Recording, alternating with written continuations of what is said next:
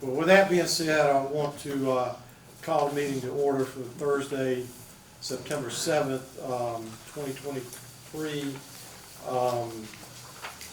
For the record, the meeting has been notified in accordance with the requirements of the Freedom of Information Act, and a quorum is present. If you can call the roll, please. Mr. Braxton, Mr. Coleman, Here. Mr. Dove, Here. Dr. Dozier, Here. Mr. Freeman, Here. Mr. Gunn, Ms. Parton, Here. Mr. Jackson, Here. Mr. Jones, Here. Mr. Keels, Ms. Leatherman, Here. Mr. Lee, Here. Mr. McIntyre, Here. Mr. Moore, Here. Dr. Kelly. So we have some absences today. Most of those have communicated with me. Those are excused. Have a couple of board members that have some illness and related issues, but again, those are excused. You have the minutes. You should have read those over. Do I have a motion to approve? A second? Second. All those in favor say aye. Aye. Any opposed? Aye. Minutes stand approved. Moving on to committee reports. We had a executive affairs committee meeting this morning. And for the group, just a little explanation. My philosophy has always been that, in talking with the chairman in the past, and the president, that that should be open to all board members. Certainly if you want to come and have those discussions, we're welcome to entertain those. So that's why the group has expanded quite largely, I guess you would say. So we do have several, actually 5 resolutions coming out of committee. I'll discuss these. What I'd like for the group is to vote on these together, since they're all pertaining to the same thing, which is a good thing. It's really recognition of these individuals' past service and contributions to the university. There are 5 people that will be naming. I think they're all classrooms or one auditorium and 4 classrooms. And I would mention, although I'm going to briefly cover this, there will be a dedication ceremony later that would be a little more expansive, or a little more explanation about why they got these awards. So let me go through each one of these, and hopefully I'll get all the names correctly, and we'll go from there. So Resolution 1023, the naming for Dr. Ben L. Kier Classroom. He had a BS in administration from Glenville State College, MS and PhD in economics from West Virginia University. He was the Benjamin Wall Ingram Professor of Economics, and prepared thousands of students through thoughtful and rigorous instruction for more than 40 years. You get a room named after him just for that, 40 years. So he was also director of MBA program for 13 years. Did renowned scholarly research and extensive academic publications focusing on macroeconomics, resulted in him being named the FMU Trustee Research Scholar for 2015-16, and he was held in the highest regard by his peers, as evidenced by his selection of the Francis Marion University Distinguished Professor in 1993. The next one I have is Dr. K. Larimore Ballinger, Professor of Marketing at Francis Marion University since 1987. She had a BS in Political Science and Business from Francis Marion University, and held both her MBA and PhD in Business Administration from the University of South Carolina. She was the M.B. Baruti Professor in Marketing. She taught and inspired thousands of students in more than a 36-year career at the university. She was the coordinator of the marketing program. She had stellar accomplishments that resulted in her being named the outstanding alumnus by the School of Business in 2009, and distinguished alumni by the FMU Alumni Association in 1988. She was also named FMU's Distinguished Professor in 2013. And I think probably her biggest claim to fame was being a classmate of mine, Mr. McIntyre. So, we helped her along, right? Certainly did. She overcame that. The next one is Dorothy Harris, Professor of Education at Francis Marion University from 1985 until her retirement in 2011. She had a BA in Philosophy from Johnson C. Smith University, MA in Early Childhood from Atlanta University, and an EDD in Early Childhood Education from the University of Georgia. She was the coordinator of early childhood education at FMU. She provided instruction, field placement, supervision, and preparation for generations of future teachers, many of whom remain in service throughout the region. Her dedicated service to the university community and commitment to preparing a diverse cadre of well-prepared educators resulted in the establishment of the Doris Harris Graduate Student Scholarship sponsored by the FMU African American Faculty Staff Coalition in the university. Let's see, the next one is Dr. Shirley Carr Bowsmith. She was Professor of Education at Francis Marion University from 2003 until her retirement in 2017. She had a BS and an MA in Education from Francis Marion University, earned her PhD in Special Education from the University of South Carolina. She was Director of Graduate Studies for the College of Education.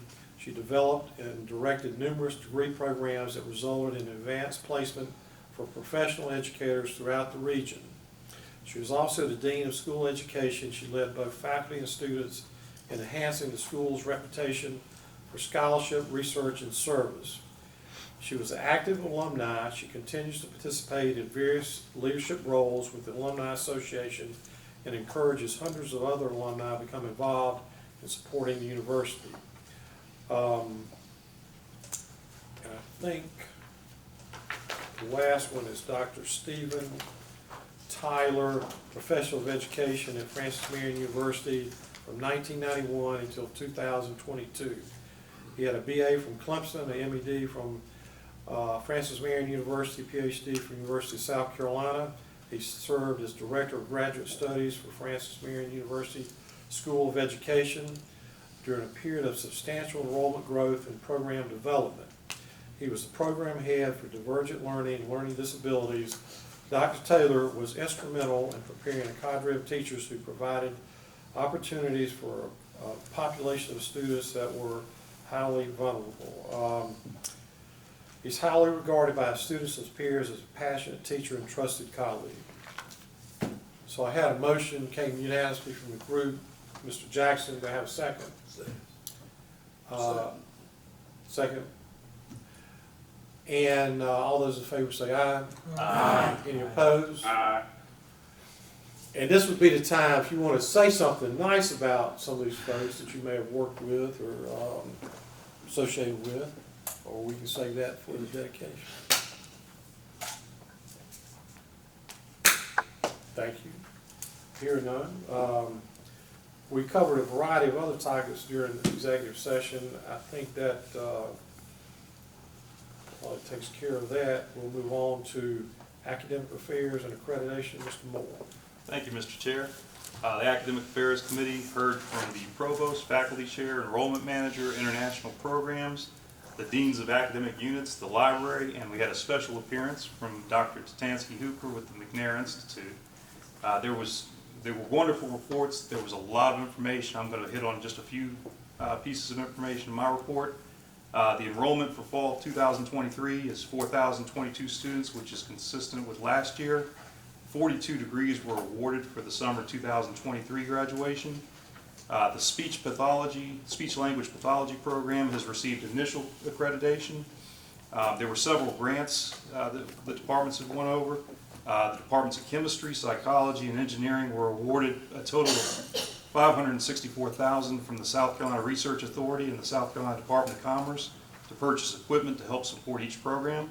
The departments of math, mechanical engineering, and psychology were awarded $416,800 from the National Science Foundation to support student research on how to utilize artificial intelligence to help advance healthcare in South Carolina. and the School of Health Sciences was awarded over $2 million from the Health Resources and Service Administration to help support scholarships for nurse practitioners. In addition, we got an initial report, a summary of the newly planned autism program. They're working amongst the different departments. There's a lot of cooperation. They're doing a great job coordinating for the interdisciplinary aspects of the program. And we will be presented, it will be presented for the board's consideration at the next meeting in November. Again, there was tons of other information I could spend hours talking about, and great things happening, but I'm going to cut it at that, and that ends my report. Thank you. Any questions or discussion for Mr. Moore? Hearing none, we'll move on to development and alumni. Mr. Doug filled in today. Thank you, Mr. Chair. We had a glowing report from both Ms. Stanton and Mr. Doherty on development and alumni affairs. There's something new coming up on October the 13th. It'll be the first time that we have a sporting clays tournament. It will be in Society Hill. 3 gifts were announced to the Education Foundation from the Schaefer Annual Scholarship, the Hop Call Barony, and the Ronald J. Bailey Endowed Scholarship. I'm talking about regional and community affairs. At the Gately Gallery, the new exhibit is on Life and Times. Performing Arts Center on the 14th, you can hear Heron's Hermits, and on the 5th, you can hear the Wallflowers. Center for the Child is maintaining their enrollment at the current level. Local Government Institute, Leadership Institute is October the 4th through the 6th. They have 38 participants to date. The Nonprofit Leadership, Fred Shaheen Nonprofit Leadership Institute is next Friday, Thursday and Friday. They have 36 participants already. Alumni has several events scheduled after hours. Columbia, September the 26th, Rock Hill, October the 17th, Greenville, October the 24th.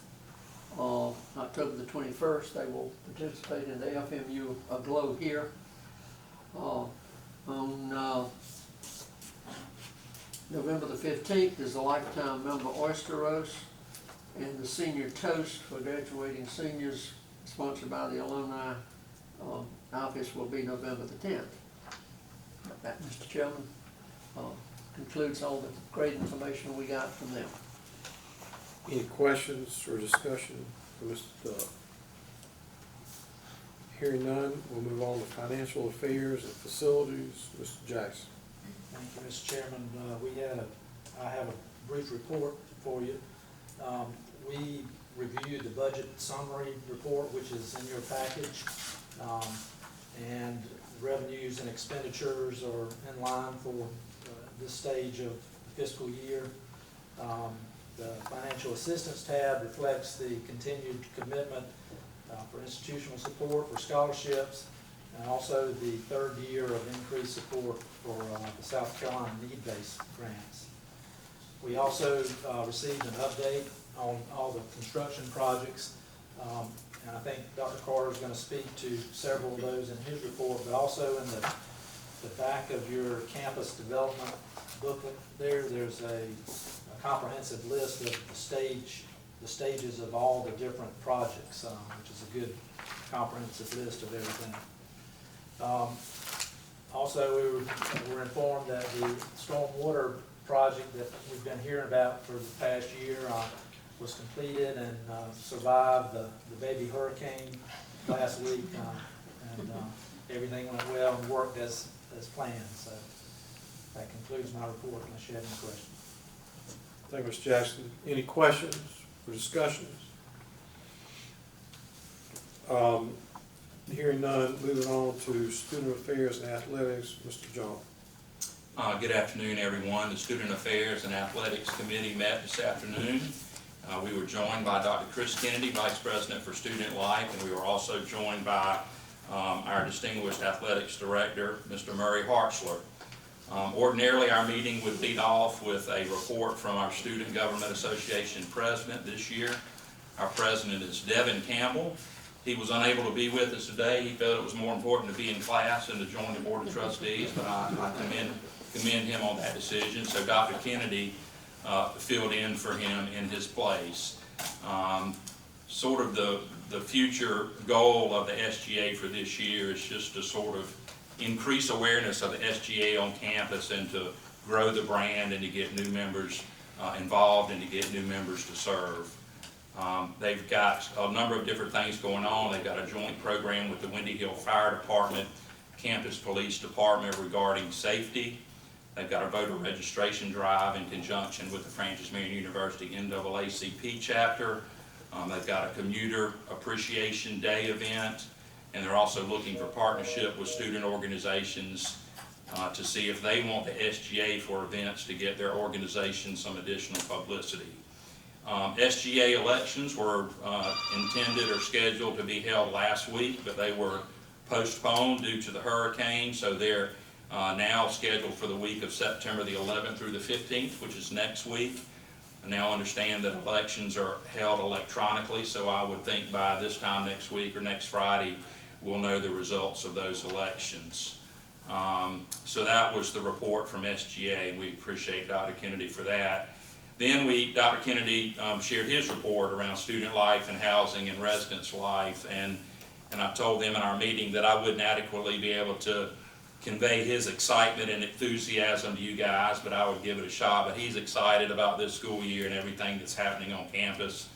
Said we're off to a great start, a lot of great energy, successful move-in week, culminated in a great First Friday festival event, which saw a tremendous turnout. I think they said they had somewhere in the neighborhood of 1,200 kids, which I think is probably the largest turnout they've had for that event thus far. Student Activities Fair, have a record number of clubs and organizations that are coming out. Greek Recruitment, formerly known as Rush, or what I knew as Rush, that we now call Greek Recruitment, looks very promising with good numbers in the PFC and the NPC recruitment that kicked off this week and runs through next week. We also have got, in our on-campus housing, you've got some of the different Greek entities, or you've got a number of folks, we won't call it the Quad or the Square or Greek Village, but you've got a number of folks that are in the same Greek entity that are housing together, so that sounds like a lot of fun as well. Also doing some things called Greeks at the Game, where you've got a number of the fraternities and sororities coming out to athletic events and being recognized. The Campus Activities Board will be hosting a whole series of events for students this fall, including the FMU's Got Talent Show contest, bingo night, karaoke, and a night video game night. Later in October, Student Life will be hosting a color run in conjunction with Gender Studies. Saturday, October 21st, will be our FMU Founders Hall Festival event, and that evening FMU Aglow overall, and just a exciting, enthusiastic lineup and events and schedules that are scheduled for the fall semester. Relating to housing and residential life, we're slightly up in terms of our number of kids on campus from last year. So we had an increase of about 51 students on campus, so up to 1,227 kids residing on campus this year. We call that heads and beds. I had not heard that before. Our related from student health and COVID response, we've got new protocols that were approved to align with CDC and DHEC practices, and our numbers relating to COVID continue to be the lowest in the state among our sister institutions, so very few active cases thus far, so that's great news. That concluded Dr. Kennedy's report.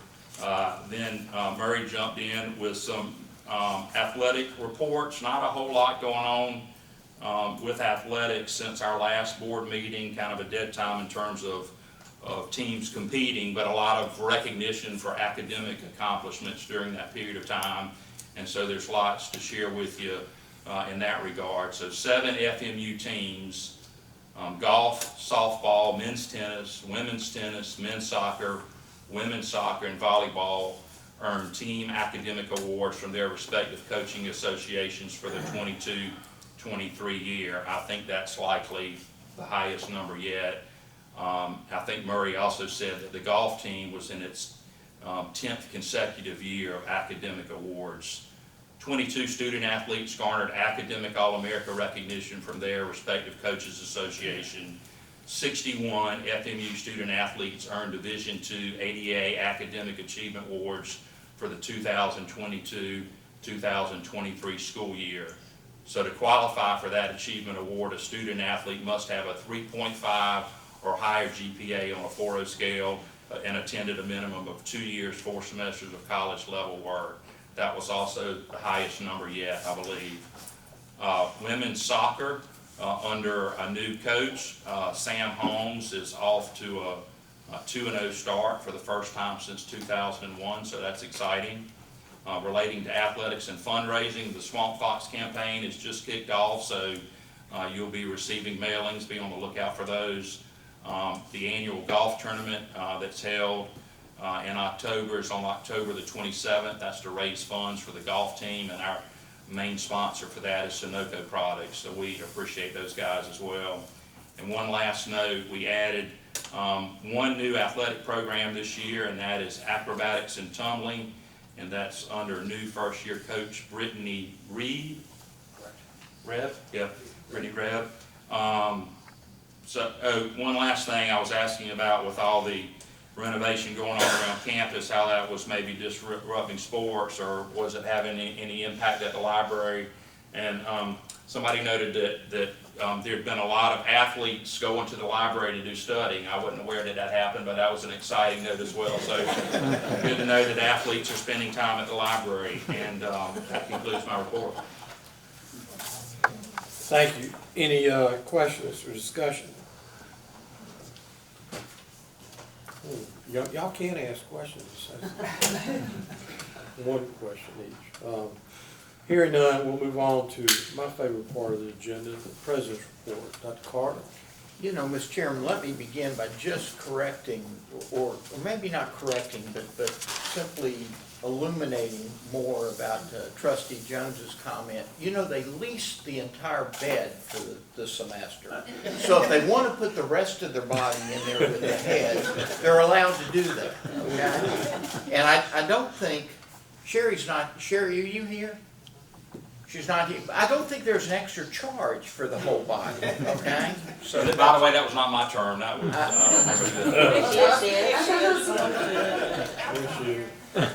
Thank you, Mark. Let me get serious for a second and thank the trustees for honoring the faculty members today, the 5 faculty members. I'll say a few words about those faculty members, if you permit me, Mr. Chairman. You know, all 5 of those faculty members taught at least 2 decades at the university. Some of them taught 3 decades, and there's a couple on that list that are actually working towards their 4th decade.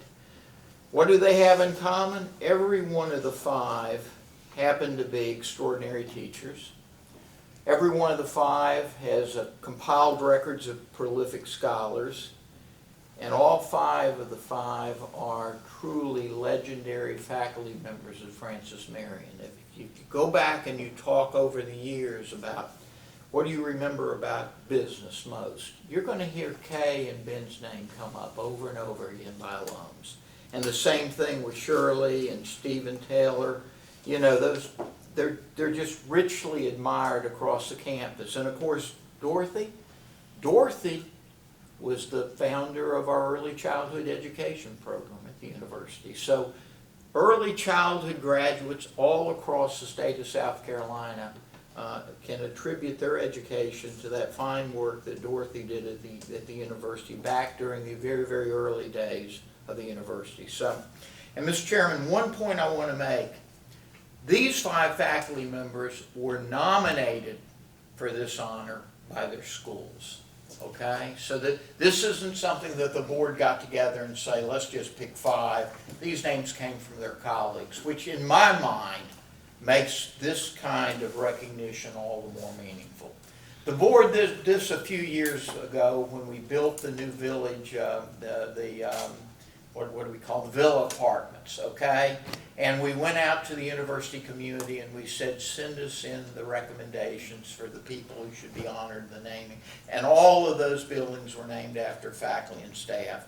And I want to tell my board this because I'm very, very proud of you. I don't know that there's any campus in the state of South Carolina that has more facilities named for faculty and staff than Francis Marion University. That's the board's recognition of the contributions of the faculty and staff. It's paying back in return, thanks, with the kinds of, frankly, the kind of recognition and honor that will last beyond a lifetime. So, again, board members, thank you for doing that. We're off to a fine academic start, as we heard in the reports today. 15 new faculty. Our enrollment, we've got 4,022 students. The mood is good on campus. This is going to be, I think, a banner year with regard to activities across campus, and everything from academic achievements to athletic achievements. And again, I think despite the fact that the hurricane came the second week and caused a temporary pause right about the time students got started, I think we're engaged again and we're off and running. There are 2 new trustee research scholars this year. If you recall, last year the board authorized us to extend the number of trustee research scholars from 12 to 15. Landon Hull, Associate Professor of Education, has joined the 12 existing research scholars, and Jeannie Gunther, a Professor of Education, Landon is an Associate Professor of English, and Jeannie is a Professor of Education. They've joined the existing 12 scholars. We'll name 2 additional trustee scholars next year, and we'll bring that report back to the board. So even as the new year begins, we start focusing on recruitment for next year. A week from this coming Saturday will be our first open house to recruit for next year's class, and I think John Rowan and Everett and our admissions faculty and staff are all over that effort in terms of planning that open house. I would extend a personal invitation to any trustees who wanted to come out and join us at that open house. Again, that will be a week from Saturday, and we'll be at Chapman Auditorium. I believe that starts, John, at 10 o'clock in the morning? Yes, there's an information fair that begins at 9 o'clock in the Honor Center, and then the opening remarks start at 10 in Chapman. I would be delighted to have them for any or all of that, if you care to come out and join us and meet some of our prospective students. Finally, though, I want to close on the note, within the next 2 weeks, you'll see the annual U.S. News and World Report rankings come out, and the Great Colleges to Work For rankings come out. We've seen those reports. They're embargoed right now by those organizations until they release them. But I will tell you, I think when you see both our U.S. News and World Report rankings and the Great Colleges rankings, you're going to be very, very pleased by what you see. Mr. Chairman, that concludes my report. Thank you. Any questions, any discussions? President Carter? Hearing none, we'll move on. Unfinished business, we have none. New business. Oh, I have one item. I'll try to do this without getting emotional, but I don't know. I'm kind of old, teary-eyed sometimes. So. For our outgoing chairman, who I think holds the record for the longest serving chairman, I don't know if he doesn't, please go with me.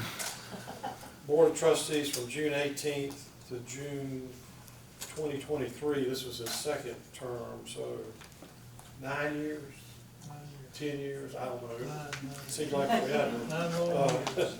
In appreciation of his... It's getting longer by the minute. In his appreciation for his distinguished service and exemplary leadership on behalf of the board, administration, faculty, and students, Mr. Robert E. Lee, thank you for your service.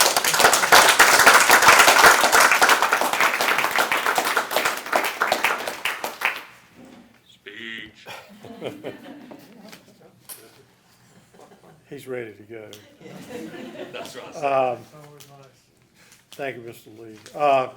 Moving on, that's all the new business. No need for executive session. Have a motion to adjourn. Hearing that, meeting stands adjourned. Thank you.